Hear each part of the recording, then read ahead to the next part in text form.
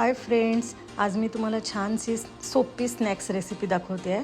2 वाट्या इथे मी पोहे घेतलेले आहे। पातळ जाड कोणतेही घेऊ शकता। छान त्यांना धुवून घ्यायचे आहे आणि त्याच्यातलं पाणी काढून टाकायचं आहे।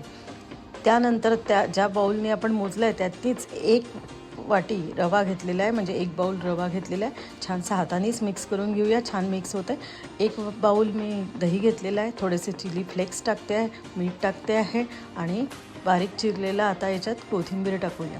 छानसं मिक्स करून घ्यायचं आहे। दहीचा आंबटपणा जसा असेल त्यानुसार तुम्ही यूज करा। माझं दही आंबट नव्हतं, तर अशा प्रकारे गोळा होईल एवढं हे होईल, पण थोडं मॉइश्चर आहे तर आपण 10 मिनिट रवा असल्यामुळे त्याला रेस्ट करू दे आणि 10 मिनिटांनी तुम्ही पाहाल जास्तीचं एक्सेस मॉइश्चर चाललं गेलेलं आहे आणि आपले छानसे असे आता हे बाईट्स तयार होतात आहे। बघा किती छान झाले।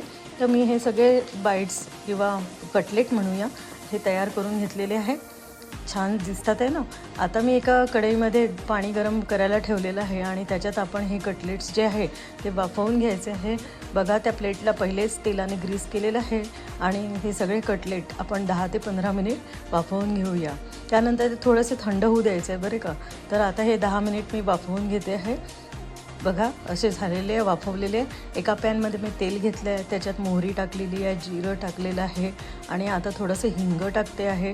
त्यानंतर यामध्ये लांब चिरलेली मिरची, नंतर लाल मिरची पण वापरू शकता आणि कढीपत्ता टाकलेला आहे आणि ही जे फोडणीचं साहित्य तयार झालेलं आहे, आता यामध्ये एक छानसा पदार्थ टाकते, तो म्हणजे तीळ। तीळ खूप छान लागतात बरं, नक्कीच टाका, नसले तर राहू द्या पण नक्की टाका, ठीक आहे। तर आणि यामध्ये हे आपले वाफवलेले बाईट्स और कटलेटही म्हणू शकता टाकायचं आहे। आता इथे मी हा जो मसाला टाकला आहे तो सांबार मसाला आहे, नक्की टाका, खूप सुंदर चव येते। याच्याशिवाय याला मजा नाही। सांबार पावडर ही मस्ट आहे, ती टाकायची आहे। हे बाईट्स आपले आता परतायचे छानसे तयार झाले। बघा तीळ आणि सांबार पावडरने खूप मजा येते आणि थोडीशी पुन्हा चिली फ्लेक्स टाकले, बारीक चिरलेला कोथिंबीर टाकला आहे। आहा, खूप सुंदर लागतात, मुलांना खूप आवडतात, चटणी सॉस बरोबर छान लागतात। बाय।